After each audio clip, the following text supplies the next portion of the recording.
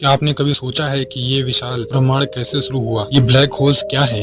आपने कभी सोचा है कि डायनासोर कैसे मर गए? ये कहानी सिर्फ फॉसिल एविडेंस रिसर्च की नहीं बल्कि पृथ्वी पर होने वाले एक बड़े विनाश की है। आज हम जानेंगे एक ऐसा एस्टेरॉइड के टकराने की कहानी डायनासोर के अंत का कारण बन गई। आज हम एक सफर पर चलेंगे जहां हम रहस्यमय क्वेश्चन के जवाब देंगे। हमारा ब्रह्मांड लगभग 13.8 बिलियन साल पुराना है। एक विशाल एक्सप्लोजन से शुरू हुआ जिसे बिग बैंग कहते हैं। इस एक्सप्लोजन से समय, स्पेस और मैटर का जन्म हुआ। बिग बैंग के बाद विशाल एनर्जी और मैटर ने गैलेक्सी को, स्टार्स और प्लेनेट को बनाया। बिग बैंग के बाद यूनिवर्स एक गर्म घन चमकीला स्पेस था। धीरे धीरे ये स्पेस ठंडा हुआ और एटॉम्स और मॉलिक्यूल्स को बनाया। इन मॉलिक्यूल्स ने आगे जाके स्टार्स और गैलेक्सीज का उद्घाटन किया। स्टार जो गैलेक्सी के बीच में चमकते हैं, हाइड्रोजन और हीलियम से बने होते हैं। ये स्टार्स अपनी एनर्जी खत्म करने के बाद या तो सुपरनोवा एक्सप्लोजन में फट जाते हैं या फिर एक दूसरे को तोड़ने में गिर जाते हैं या फिर एक दूसरे को तोड़ने में फट जाते हैं, जिसे नेचुरल स्टार या ब्लैक होल कहते हैं। ब्लैक होल एक ऐसा प्रदेश होता है जहाँ ग्रेविटी इतनी प्रभावित होती है कि रोशनी भी बाहर नहीं जा पाती है। ये स्टार एक कोलैप्स होने से बनता है। जब एक मैसिव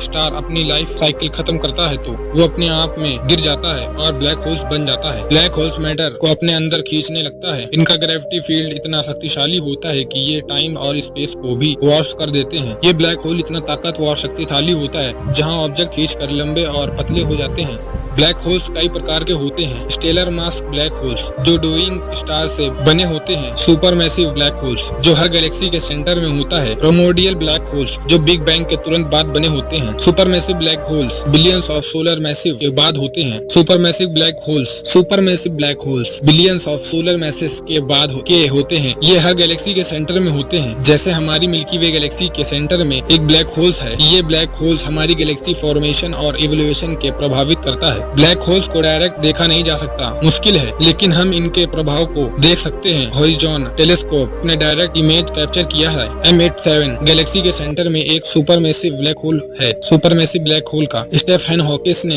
प्रेडिक्ट किया था। ब्लैक होल्स स्लोली इवरेट होते हैं, प्रोसेस कॉल्ड हॉकिंग रेडिएशन। इस थ्योरी के अनुसार ब्लैक होल्स अपनी मास और एनर्जी को खोकर अंत में खत्म हो जाते हैं। 600 मिलियन साल पहले पृथ्वी पर डायनासोर राज करते थे।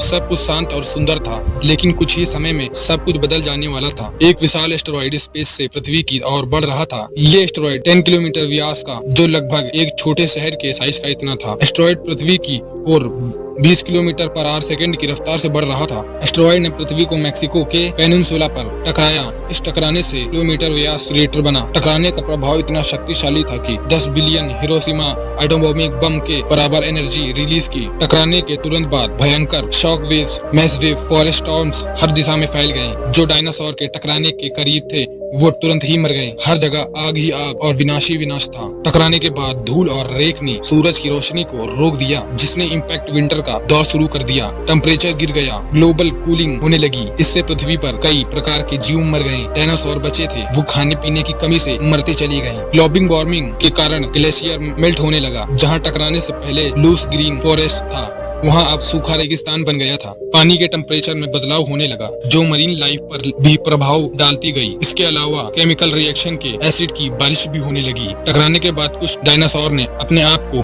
नए वातावरण में ढालना शुरू कर दिया। वातावरण के अनुसार सब एक दूसरे में मिल्ट होने लगे। छोटे छोटे डायनासोर जो आज के बर्ड के पूर्वज होते हैं, जिंदा हैं अभी भी। उन्हें अपने पंखों और उड़ान का विश्वास हो गया। जो कुछ बचे हुए डायनासोर थे वो भी बदलते हुए वर्तमान में और फूड स्कैर्सिटी के कारण मर गए, लेकिन वे विनाश के एक नए युग का आरंभ हो गया। जो बच गए थे उन्हें एवोल्यूशन के माध्यम से नए प्रकार का जीव बन गया। डायनासोर के अंत की कहानी मुझे ये सिखाती है और आपको भी ये सिखाती है पृथ्वी पर जीवन कितना यूजफुल है। एक एस्टेरॉइड के टकराने से इकोसिस्टम बदल गया। आज हम इस कहानी से ये सीखते हैं और ये समझते हैं कि एक नेचुरल डिजास्टर का प्रभाव इतना भयंकर था और इतना भयंकर हो सकता है। अगर आपको ये वीडियो पसंद आई हो तो हमारे YouTube चैनल को सब्सक्राइब जरूर से करें। अपना अनुभव जो है आप अपने कमेंट बॉक्स में शेयर कर सकते हैं। चैनल को सब्सक्राइब करना ना भूलिएगा। मिलते हैं फिर अगली वीडियो में अगले फैक्ट के साथ में।